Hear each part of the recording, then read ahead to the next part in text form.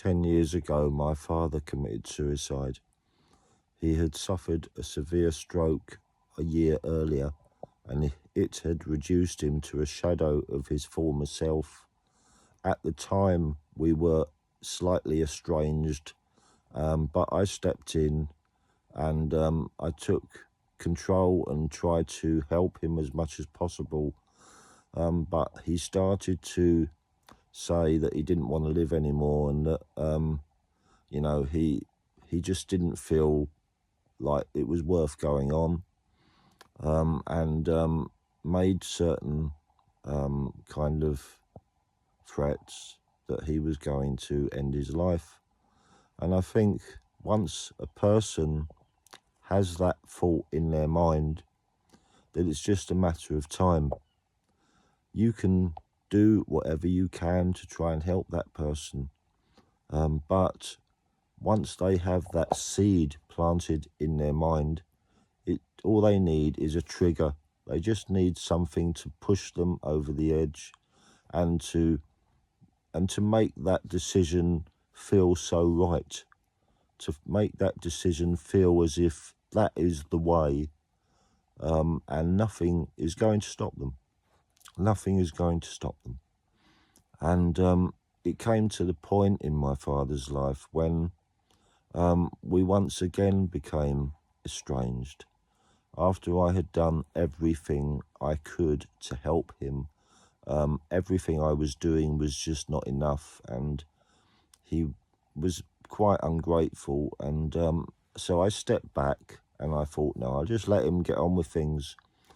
And the more I stepped back, the more we became estranged. And I found it difficult to visit him because of his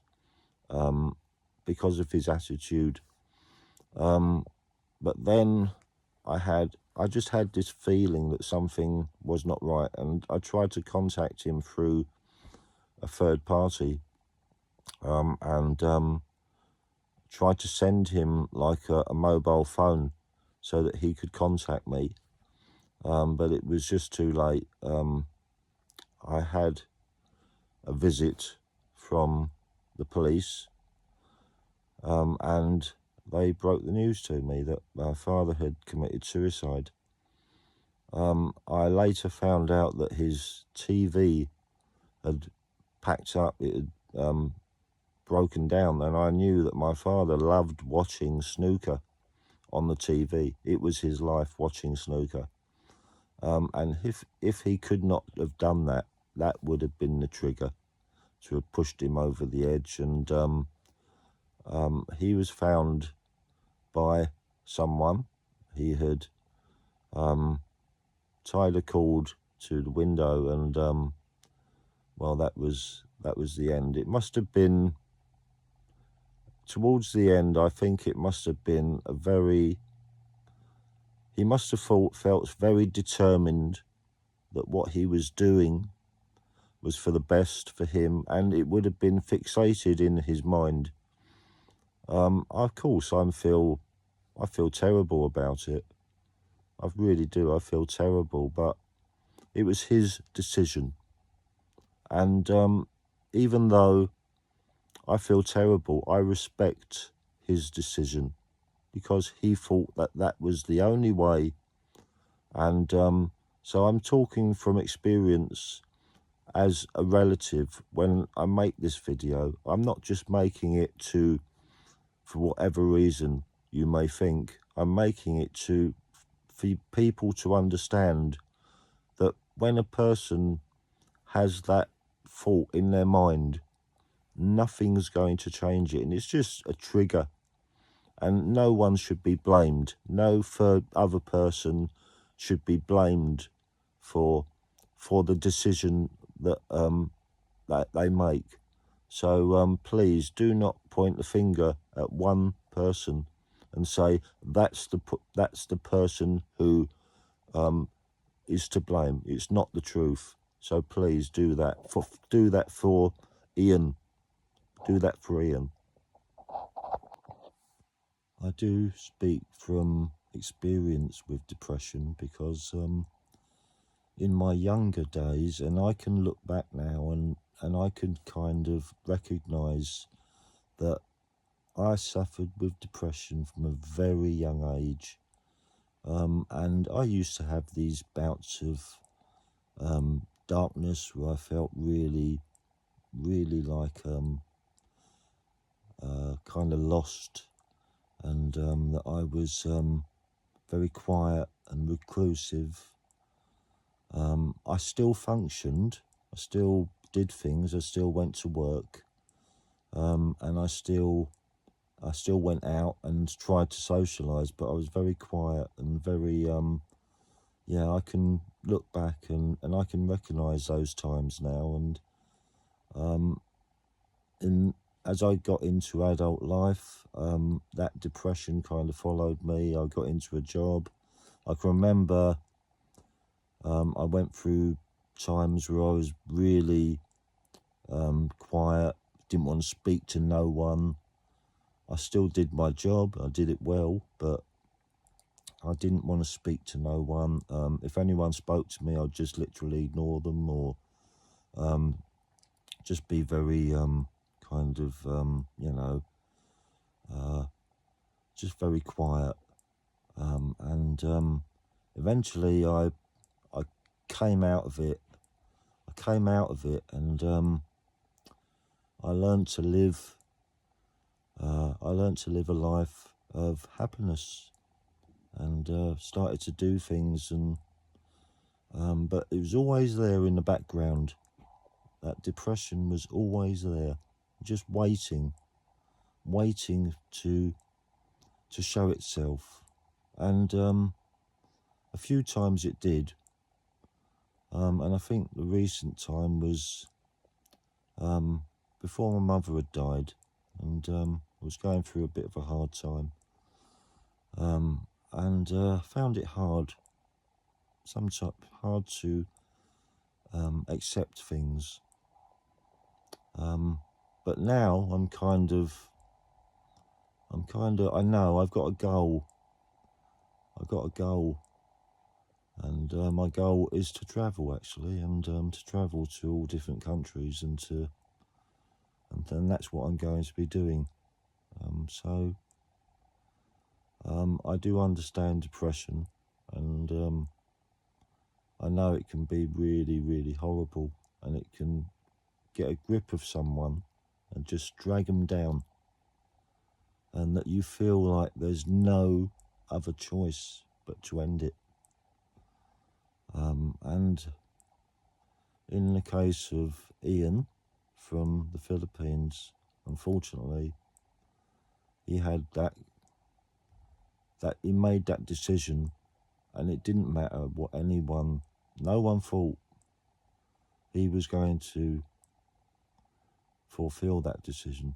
And I feel very sorry for his family and for his friends, who I know that if they could have, they would have helped him. They really would have helped him. And they feel rotten. But it was his decision, and his decision alone. Anyway, I rest my case here, and I wish you all well. Please like and subscribe to my video.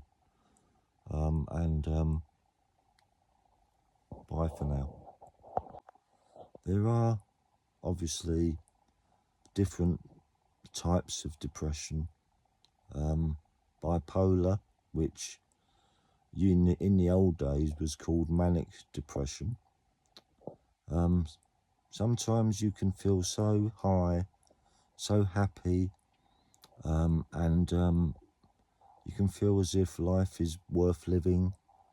And then, with the flick of a switch, you can feel like you're in the darkest, horrible place on earth, and that you feel so sad, you feel so reclusive, you don't want to speak to anybody, you just want to be on your own, and that you feel like you're in this horrible dark room and you can't find your way out. And when you do this might last for days, it could last for weeks or even months.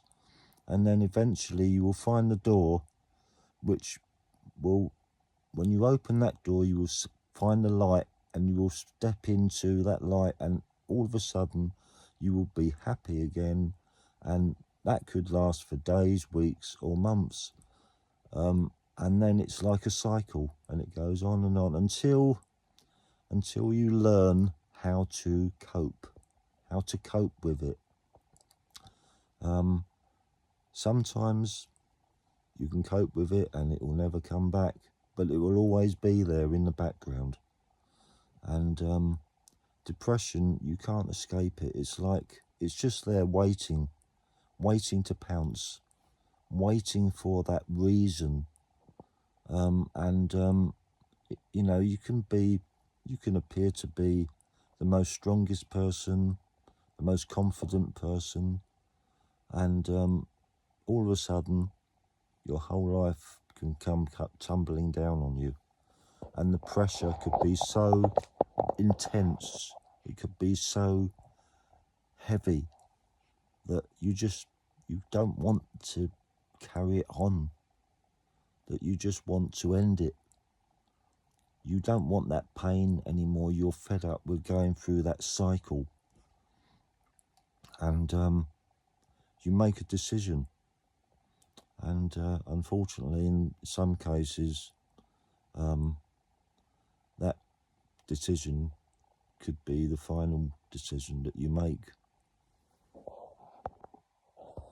So yeah, the reason I'm making this video is because it's about depression, and a person can appear to look so confident, so happy, very helpful, and no one would tell that this person is actually suffering a very deep despair, a very deep depression, so deep that they have suicidal thoughts.